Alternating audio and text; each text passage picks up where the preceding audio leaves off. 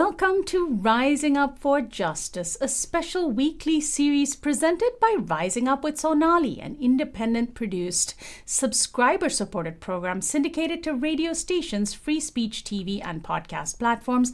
I'm Sonali Kolhatkar, host and executive producer. Our nation and our world is overrun by billionaires and bigots, but they are few and we are many. On this series, exclusive to subscribers of Rising Up with Sonali and viewers of Free Speech TV, we'll hear from the organizers and the movements for social justice, and we'll dig into the nuts and bolts of values, strategies, tactics, narratives, and building power. This week, Ranjani Prabhakar, Legislative Director of Earthjustice's Healthy Communities Program, is my guest. She's an environmental policy leader, musician, and educator based in Washington, D.C. In her work with Earthjustice, Ranjani leads a team of lobbyists dedicated to advancing legislative and advocacy strategies at the nexus of public health and the environment, ensuring people's rights to clean air, clean water, and toxic-free communities. She's also the founder of the Mycelia Arts Lab, an incubator for climate storytelling and creative expression as a means to drive change. Welcome to the program, Ranjani. Thank you, Sonali. It's great to be here with you. So first, tell us specifically what Earthjustice does. It is clearly a climate justice organization, and it has something to do with legal victories, legal battles. But for those among us who don't know much more than that, how do you explain it? So Earthjustice is the country's largest nonprofit environmental law organization.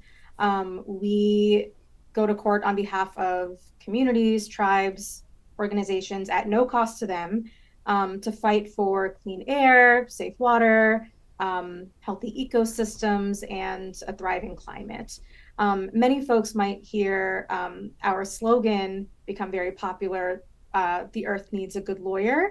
And that is sort of the bread and butter of what we do, sort of wielding the power of the law on behalf of our clients pro bono. I work on Earthjustice's policy and legislation team. And what makes that team unique is that, we don't just stop winning in court.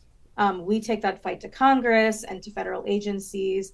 We lobby on behalf of partners across the country who are at the front lines of resistance, whether that's helping draft or defend laws to make sure polluters can't undo protections, or pushing forward safer safeguards and stronger safeguards.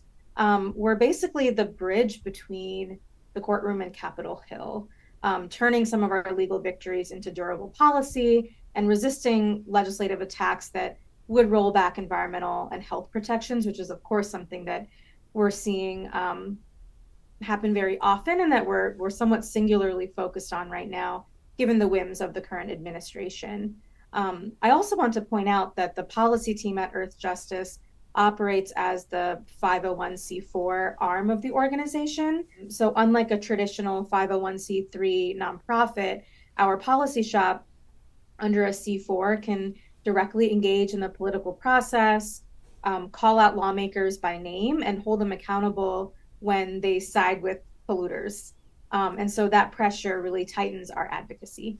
Right, because a lot of social justice organizations operate exclusively in the nonprofit realm and aren't allowed to lobby politically, but that's where power is, right? It's on federal lawmakers, it's on statewide lawmakers, it's lawmakers who are setting legislation and often getting a lot of incentives from power to do so. Now, why is a legal system so important when it comes to the earth and protecting the earth? I mean, we think of change also happening really from the grassroots, right? Grassroots organizations are so important. So why the legal realm? I think they're all part of the same coin. As an example, in terms of my specific work, I lead the Healthy Communities team in our policy shop, where I have an incredible team of lobbyists and a researcher who are dedicated to fight for clean air, clean water, protections from toxic pollution, especially for communities who have been historically marginalized and excluded from resources. And so while on the policy side, we fight harmful rollbacks in Congress, we're partnering with frontline communities and grassroots organizations who have long carried the heaviest health burdens, but who have been at the forefront of this advocacy fight for decades and generations. And so while part of the legal fight in courtrooms or when it comes to regulatory pushback is important, because that's sort of the safeguard from a federal perspective that funds so many programs,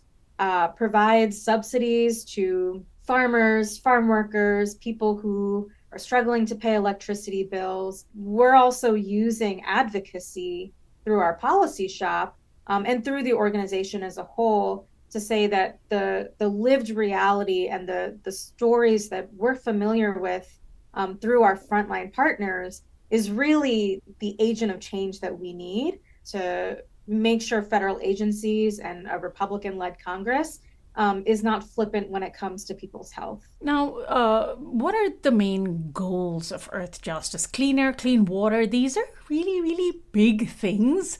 So, how do you articulate the priorities that you're fighting for? I imagine ultimately it comes down to justice for all inhabitants of planet Earth. Exactly. We are fighting not just for what mass media likes to see as a planetary crisis, but it is a crisis of communities and the people that have long inhabited them, their cultures, our relationship to the earth and to nature. Earthjustice as an institution is sort of broken up into various pillars, let's say. So there's healthy communities where we're looking at everything from the right to breathe clean air, to drink safe water, to be safeguarded from toxic pollution, whether that comes from pesticides or agriculture or food toxics, but it's to preserve public health as environmental justice. So that's one pillar. Another is around climate and energy. So how are we pushing back on regulatory, misdemeanors in terms of climate infrastructure and energy? Data centers is becoming a large conversation in that realm. And so are oil and gas pipelines that have a direct effect on people and their communities. So that's one vertical. Another is lands, wildlife, and oceans. So that's really looking at natural resources and land, especially around public lands and how they're being wielded and where a lot of extraction from polluting facilities really comes from. So there's a lot of safeguards when it comes to people and planet that across these three pillars have a lot of cross-fertilization to them. At the end of the day, and especially what we're seeing with the current administration and the congressional majority, there are decisions made that directly affect people's health in the long term. And when human beings are part of the natural world, that also affects our ecosystems as well. So there's a lot of sort of cross-fertilization in terms of how Earthjustice prioritizes a lot of our issues, but we see them as one and the same. And our legal system and our ability to affect long-term structural change at the federal congressional level is just one way that Earthjustice is able to contribute to that fight. And what are the biggest challenges that you face? I mean, of course, I see, climate. When it comes to the climate, fossil fuel companies, I imagine, are among your biggest challengers. But I imagine it's also bigger than that for somebody from the outside. We only see the sort of simple enemies, if you will, or the simple challenges. How do you articulate the greatest challenges to Earthjustice's work? I think one of the major challenges that we're feeling right now is that there's a huge capacity challenge. We're fighting multiple rollbacks at once with sometimes very little notice on what's coming around the corner. There are congressional hearings that the majority won't let us know about until days in advance. And so prepping witnesses and having data and talking points to our congressional partners becomes a relay race every single day. It almost feels like you're trying to repair a flaw in an airplane while it's being flown and crash to the ground. And so that capacity issue, I think, is it forces us to have to take our priorities and narrow down and say, this is what we're going to fight for in the short term. This is what we can achieve today. And this is what we have to just keep moving on in terms of the long term. And I'll also say, Earthjustice is a behemoth. We have over 700 staff. We are very lucky to be well resourced because of the amazing work we do that brings in the kind of donorship that it does. But as I mentioned, we also are staunch supporters of our frontline partners and our clients. And if we're going through this huge capacity challenge, so are environmental justice groups and grassroots groups on the ground. And so one challenge is, being able to resource supporting their work and having big greens like Earthjustice be a platform for grassroots interests and making sure they are at the right tables. And we are a conduit to that kind of communication that goes directly to Capitol Hill and makes the kind of impact that we want to see. So that capacity challenge is not unique to Earthjustice, but I think one particular challenge is making sure we're leveling the playing field when it comes to EJ groups being as visible for the amount of work that they contribute and have been leading this movement for decades, and that Earthjustice can continue to resource that. Right. I'll also say, there are cultural barriers as well when it comes to mobilizing different factions of our community and how they can be involved. And that barrier is really climate fatigue and news fatigue. It's very easy to get overwhelmed with the kinds of news cycles that we're seeing. And industries exploit that by pushing short-term profits over long-term health. And that's why, speaking from someone who works in the policy realm, I like to treat lobbying as a form of resistance. So every meeting on Capitol Hill is a chance to resist cynicism with creativity. So, for example, when we go into staffers to lobby on toxic air pollution or on extreme heat, we don't just cite data and come from a wonky perspective of saying, this is what's in the statute, this is what needs to be maintained. Of course, that's true, but we also bring in stories from EJ leaders, people from the medical community, veterans, and it resists this idea that policy is abstract. It makes it a lot more urgent and human, quite frankly. Right. And those stories are really important to the kinds of advocacy opportunities that we try to create. That actually was going to be my next question about storytelling and how your organization takes on the issue of narrative and storytelling in your work, simply because it's, policies often follow cultural shifting. And for Earthjustice, I imagine the idea of it is fairly straightforward. Everybody wants to have clean air, clean water. Everybody wants to have a future planet. But of course, not everyone is willing to sacrifice their profits or their bottom line to get it. So how do you center, or what is the emphasis that Earthjustice puts on cultural change and storytelling? I think storytelling is natural to the art of lobbying and advocacy. Policy on paper doesn't move people. I could sit here and tell you everything about the endangerment finding from someone who's lived in DC for over a decade now.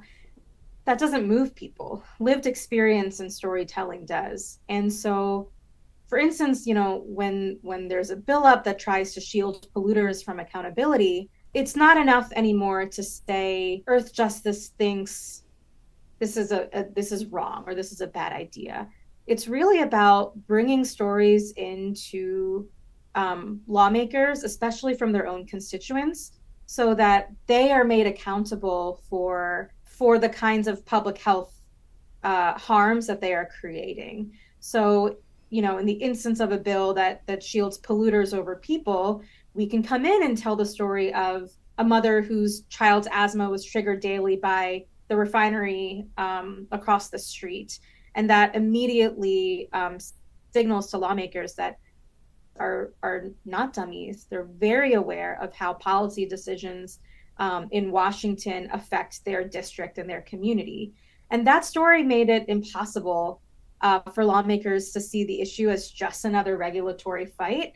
And we can come in and reclaim the narrative from polluters and say, this isn't just about red tape. It's about whether families can live healthy lives. And you're left holding the bag as a lawmaker who would vote for that. And so that's where, our policy shop being a C4, I think is really powerful, because we can name names and we can sort of wield this idea that although we pay these lawmakers taxpayer money to care about their constituents, and for all we know they do, another concern of theirs is donor money and elections. And so however strongly we can empower constituents, people like you and me, right, to be able to tell their stories and use Earthjustice as a platform to be able to do that to some of the highest ranks in the country, the more we can keep those people accountable. And that's where storytelling actually has political power. And it moves other people to join and mobilize in that regard. And so we've done everything from, mm-hmm. Oh, go ahead. No, go ahead. Finish your thought. I was just going to say, in terms of how Earthjustice actually does that in a material manner, we've done everything from bring in 30 scientists from across the country, some of whom were former EPA staff, to protect the EPA's Office of Research and Development. We have funded rallies in Chicago about hydrogen. And, we've put out endless action alerts, asking people to email their senators directly ahead of a vote. And all of those individual actions might seem small, but when you bring them together, I think it sort of shows that each human being has a story that is impacted by the decisions that Capitol Hill makes, and making that really tangible is important to our advocacy. My other question for you around storytelling is, we know that there has been, especially when it comes to things like climate and protecting the earth, there's just, generally speaking, unfortunately, a lot of bad news, right? And so, and of course, there's amazing climate scientists and journalists that are doing the incredible work of exposing how things are still going in the wrong direction. Sometimes I feel like people can get really overwhelmed by the bad news, can get disengaged because they feel very helpless. It's sort of a kind of an American thing, right? If I can't change everything, then I feel completely helpless and not going to do anything.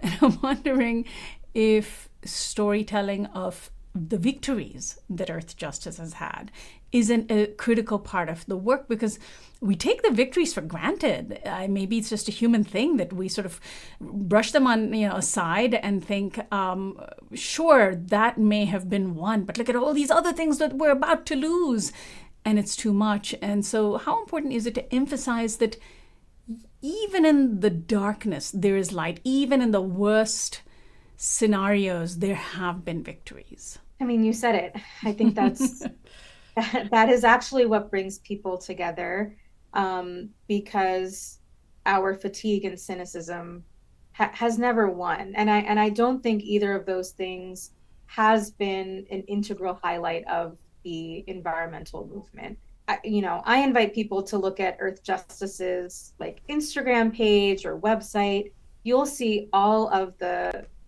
legal cases that we've won, every time we've won in court, and what that's looked like for our clients. I think part of it, you mentioned something interesting, that maybe it's not in our nature, us that are, bombarded by all this heavy, dark news, to actually seek where there are wins.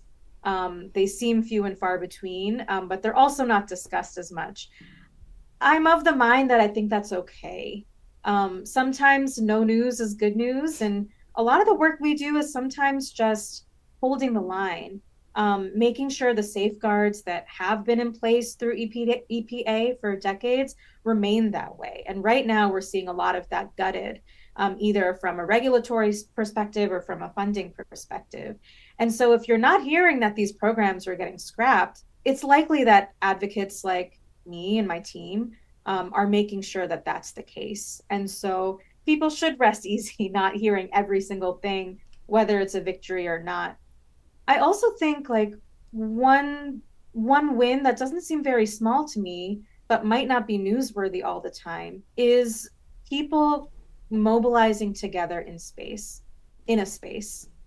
There's a lot to be said about community building and organizing that is often invisible. For instance, Earth Justice Action, I should say, our C4, had created this coalition called HEAL, which stands for the Health, Equity, and Environment Action League.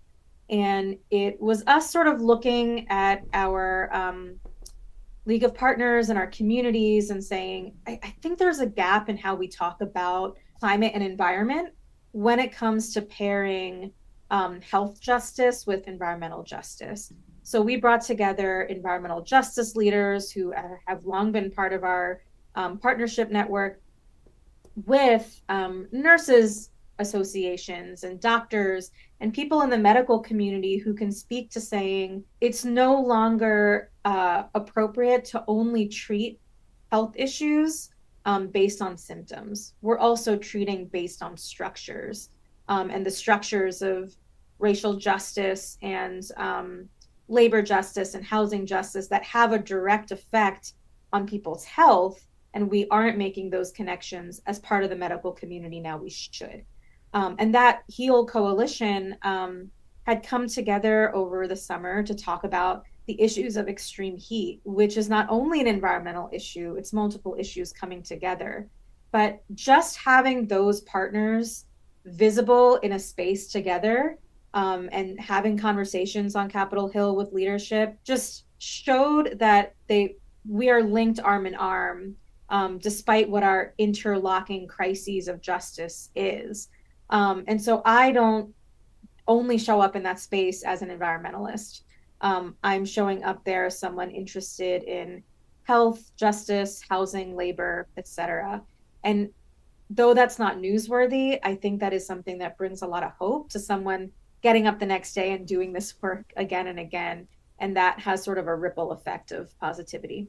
What does, or how does Earth Justice fit within the broader context of environmental justice movements and also social justice? It's harder and harder these days to separate out the various work around social justice, which I think is a great thing because, for many, many years, it was, I think, women of color who were really bringing up that intersectionality exists. Those of us with multiple intersecting identities don't separate out our identities. And so put Earth Justice in the context of the broader social justice universe. How do you see yourself working who do you see yourself working in concert with?